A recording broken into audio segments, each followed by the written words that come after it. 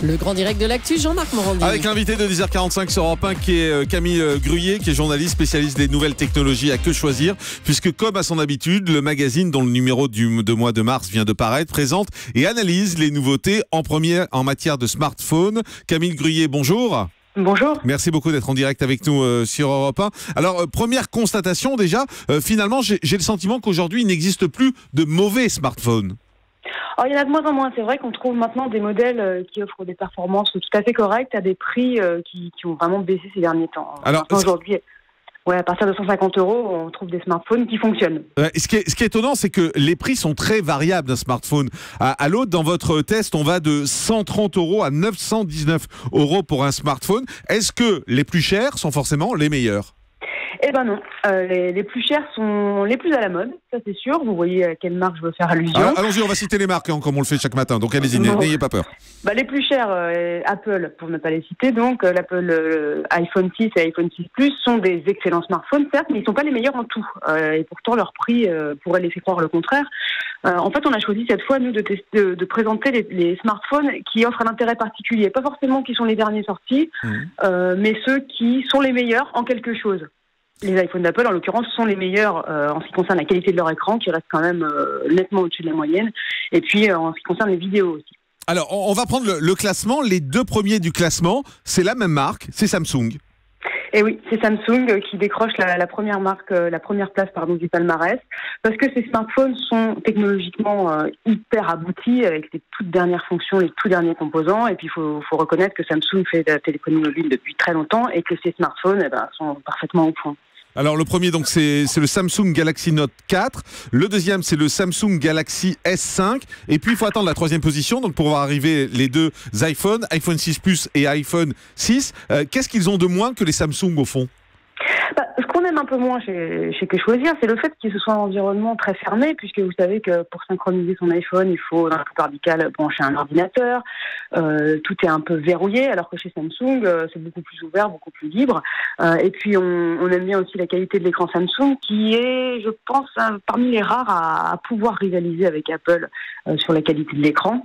L'autonomie aussi. L'autonomie a pas mal compté pour que Samsung décroche la première place, puisqu'il permet de téléphoner 20 heures. Les deux Samsung qui sont en haut de classement peuvent permettre de téléphoner plus de 20 heures. Donc ça commence à faire vraiment beaucoup.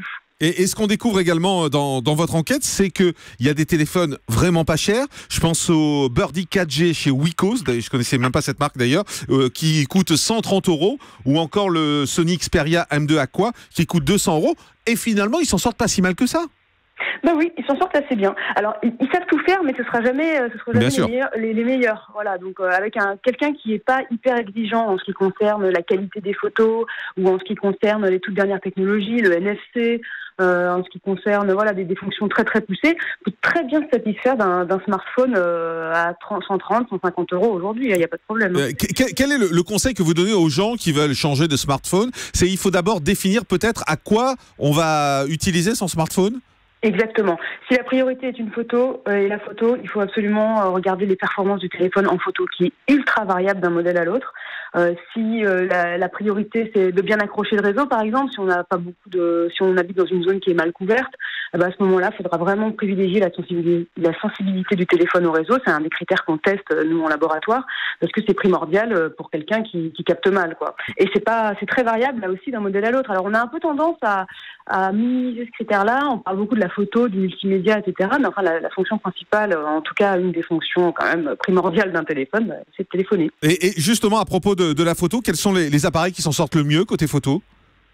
Alors côté photo, on a trouvé pour cette sélection, le constat général, c'est quand même Apple a beau ne pas mettre le plus gros capteur, il n'est pas du 20 mégapixels comme des Sony ou autres, mais il a une analyse logicielle de la photo qui est à ce point fine qu'il permet quand même de sortir les meilleures photos. Alors, c'est comme ça. Et ça reste Apple donc en ce qui concerne les photos. Du côté des SMS, à peu près tout se vaut là. Hein. Oui, voilà, la fonction SMS est tellement basique aujourd'hui que l'ergonomie est la même d'un téléphone à l'autre. Elle change un petit peu en fonction du système d'exploitation, quand il s'agit d'Android ou d'Apple ou de Windows Phone. Mais enfin, globalement, oui, ça pose vraiment aucun problème. Alors, il y a beaucoup de plaintes en ce qui concerne l'autonomie, en particulier de ces téléphones qu'on est obligé de recharger plusieurs fois par jour. Et on a une surprise peut-être quand on regarde votre enquête, c'est qu'on s'aperçoit qu'il y a une très grosse différence entre l'iPhone 6 et l'iPhone 6 Plus, parce qu'en autonomie, en appel, l'iPhone 6 c'est 10h36 et l'iPhone 6 Plus c'est 17h36. Il y a 7 heures de différence entre les deux.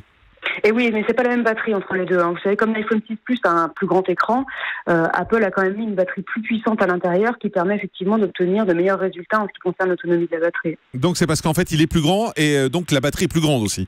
Et voilà, elle est plus puissante. Ouais. Voilà, donc le meilleur en ce qui concerne la batterie, c'est 27h24 quand même, c'est le Sony Xperia Z3 Compact. Merci beaucoup Camille Gruyer pour toutes ces précisions, le détail complet, parce qu'il faut vraiment se plonger dans ce tableau. On vous a donné les axes les plus intéressants, mais le détail complet, c'est dans Que choisir du mois de mars qui est en vente en ce moment. Merci beaucoup.